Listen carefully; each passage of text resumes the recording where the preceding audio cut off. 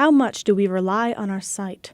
More, I'm sure, than we would believe, yet so much that we cannot fathom how life can thrive without it.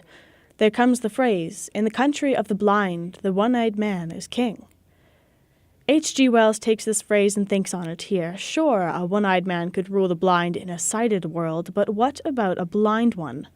A town built by the blind, for the blind, lived in for 15 generations without sight.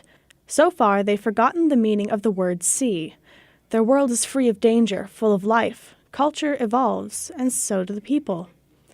So when a man who can see, from the world of sight, enters this world and tries to be king, what might happen? Imagine for a moment, a man enters your town, stumbling around and staring strangely at our signs, claims he can sense things that we can't.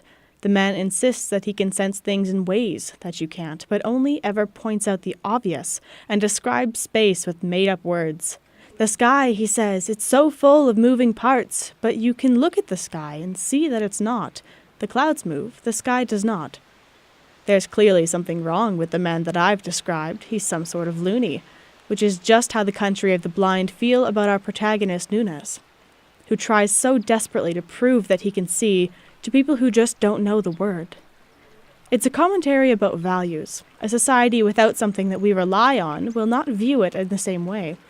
It forces us to reevaluate not just how we value what we take for granted, but how we view those who do not have it. In a world built for the disabled, they are no longer disabled at all. It has always been a social construct, and this story forces us to face that. The blind in this story are not disabled, but Nunez is. Because he cannot hear like the others. He does not feel like the others. He is distracted by nothing all the time.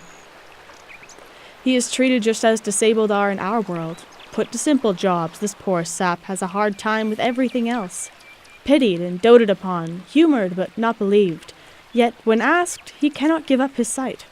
He has always lived this way, and to lose what he has to be like the others is not worth losing the beautiful way that he sees the world.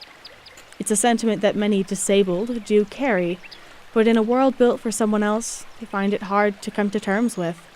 Because who can understand the beauty of being without what brings them joy?